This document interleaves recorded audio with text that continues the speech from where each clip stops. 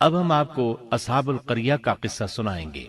اصحاب القریہ کا قصہ اللہ تعالی نے سورہ یاسین میں بیان فرمایا ہے۔ اللہ تعالی اس سورہ کی آیت 13 میں فرماتے ہیں، اور آپ ان کے سامنے ایک مثال یعنی ایک بستی والوں کا قصہ بیان کیجئے جبکہ اس بستی میں کئی رسول آئے۔ اکثر مفسرین کے قول کے مطابق یہ بستی انطاکیہ ہے۔ یہ ملک شام کے شمال میں ترکی کے قریب واقع ہے۔ اس بستی میں اللہ تعالیٰ کے رسول تشریف لائے، جیسا کہ سورہ یاسین آیت 14 میں ہے۔ جب ہم نے ان کے پاس 2 رسولوں کو بھیجا۔ ایک ہی وقت میں 2 نبی دونوں دعوت پیش کرتے ہیں، لیکن ہوا کیا؟ اللہ فرماتے ہیں، سو ان لوگوں نے اول دونوں کو جھٹلایا، پھر ہم نے تیسرے سے تائید کی، سو ان تینوں نے کہا کہ ہم تمہارے پاس بھیجے گئے ہیں۔ مطلب یہ کہ 3 نبی بیک وقت انہیں اللہ کا پیغام سناتے رہے۔ ایک قول کے مطابق ان تینوں کے نام صادق، صدوق اور شلوم تھے۔ واللہ عالم۔ انہوں نے اپنی قوم کو توحید کی دعوت دینی شروع کی، انہیں ڈرانا شروع کیا اور یہ اعلان بھی کیا، ہمارے ذمے تو صرف واضح طور پر پہنچا دینا ہے۔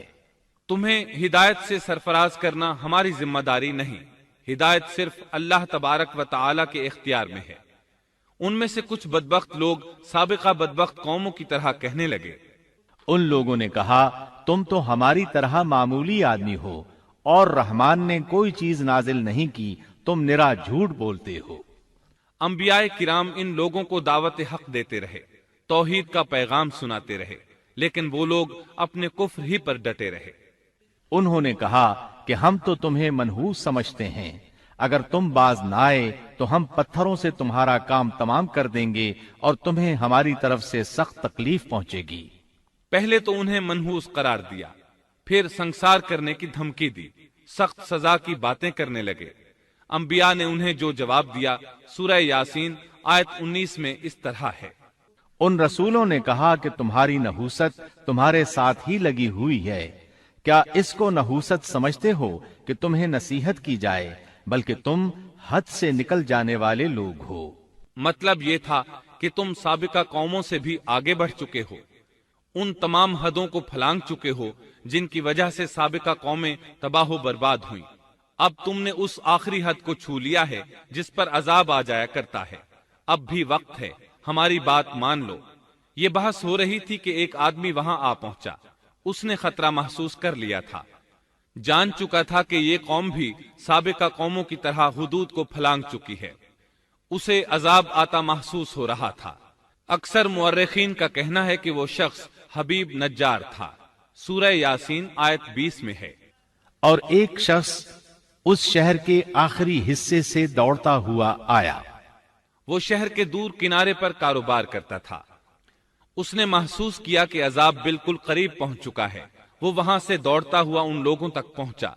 سورہ یاسین آیت 20 اور 21 میں اللہ تعالیٰ فرماتے ہیں، اور ایک شخص اس شہر کے آخری حصے سے دوڑتا ہوا آیا اور کہنے لگا، اے میری قوم، ان رسولوں کی راہ پر چلو، ایسے لوگوں کی راہ پر جو تم سے کوئی معاوضہ نہیں مانگتے اور وہ راہ راست پر ہیں۔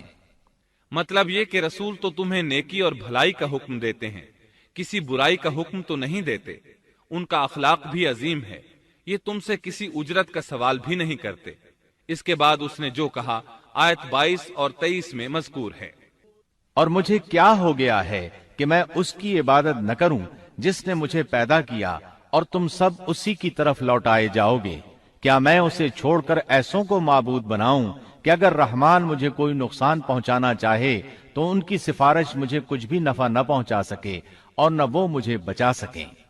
یہ جھوٹے معبود تو مجھے بچانے یا چھڑوانے کی ذرا بھی طاقت نہیں رکھتے۔ اگر اللہ تعالیٰ مجھے کسی طرح کی تکلیف پہنچانا چاہیں تو یہ میرے کچھ بھی کام نہیں آ سکتے۔ سورہ یاسین آیت 24 اور 25 میں آتا ہے، پھر تو میں یقیناً کھلی گمراہی میں ہوں، میری سنو، میں تو سچے دل سے تم سب کے رب پر ایمان لا چکا۔ یہ باتیں سن کر قوم کے لوگ غصے میں آ گئے اور کہنے لگے، اچھا کیا تو بھی ان کے ساتھ ہے؟ غصے میں اس پر پل پڑے اور نیچے زمین پر پٹخ دیا۔ لوگ اسے مارنے پیٹنے، اس کے اوپر چڑھ کر کودنے لگے۔ ابن عباس رضی اللہ عنہما بیان کرتے ہیں کہ اس کے پیٹ پر چڑھ کر کودنے لگے، یہاں تک کہ اس کی آنتیں باہر نکل آئیں۔ بالآخر انہوں نے اسے شہید کر دیا۔ سورہ یاسین آیت 26 میں ہے۔ قیل ادخل الجنہ، ارشاد ہوا جا جنت میں داخل ہو جا، یعنی اس سے فوراً ہی یہ کہہ دیا گیا کہ جنت میں داخل ہو جا، کیونکہ وہ شہید ہوا تھا۔ یہاں اللہ تعالیٰ نے بات کو بہت مختصر بیان کیا، پوری تفصیل بیان نہیں کی کہ انہوں نے اسے پکڑا، مارا، پھر شہید کیا، اور اس کے بعد اس کے لیے حکم ہوا کہ جنت میں داخل ہو جا، اور یہ بالکل واضح بات ہے۔ وہ فوراً جنت میں داخل ہو گیا، اور جو ہی وہ جنت میں داخل ہوا کہنے لگا کاش میری قوم کو بھی علم ہو جاتا کہ میرے پروردگار نے مجھے بخش دیا اور مجھے عزت داروں میں شامل کر دیا۔ بس شہید ہوتے ہی سب گناہ ختم ہو گئے۔ اللہ کے راستے میں شہادت سے بڑھ کر کوئی شہادت ہو بھی تو نہیں سکتی۔ اللہ تعالیٰ کی بارگاہ میں دعا ہے وہ ہم سب کو بھی اپنی راہ میں شہادت نصیب فرمائے، اس لیے کہ شہید کو اللہ کی طرف سے وہ اعزاز اور اکرام ملتا ہے جو کسی اور کو نصیب نہیں ہوتا۔ اب اس قوم کی سنیے جس نے اسے شہید کیا تھا۔ اللہ تعالیٰ سورہ یاسین آیت 28 اور 29 میں فرماتے ہیں، اس کے بعد ہم نے اس کی قوم پر آسمان سے کوئی لشکر نہیں اتارا اور نہ اس طرح ہم اتارا کرتے ہیں، وہ تو صرف ایک زور کی چیخ تھی کہ یکایک وہ سب بجھ بجھا گئے۔ اس موقع پر جبریل علیہ السلام اکیلے ہی آئے تھے اور انہوں نے ایک چیخ ماری تھی، اور بس وہ سب کے سب اسی دم بجھ گئے، مر گئے۔ اللہ تعالیٰ آیت 30 میں فرماتے ہیں، ایسے بندوں پر افسوس، کبھی بھی کوئی رسول ان کے پاس نہیں آیا جس کی ہنسی انہوں نے نہ اڑائی ہو۔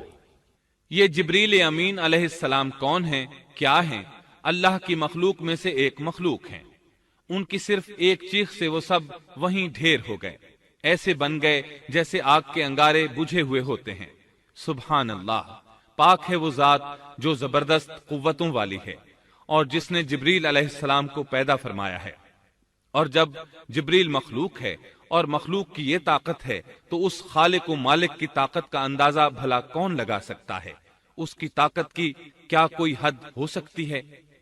یہ قصہ تھا اصحاب القریہ کا جنہوں نے پیغمبروں کو جھٹلایا، اور یہ تھے چند ایک واقعات ان نبیوں اور قوموں کے اور ان کی بستیوں کے جو سیدنا ابراہیم علیہ السلام اور سیدنا شعیب علیہ السلام کے درمیانی زمانے میں ہوئے، جن کے واقعات اللہ تعالیٰ نے ہمارے لیے قرآن کریم میں بیان فرمائے۔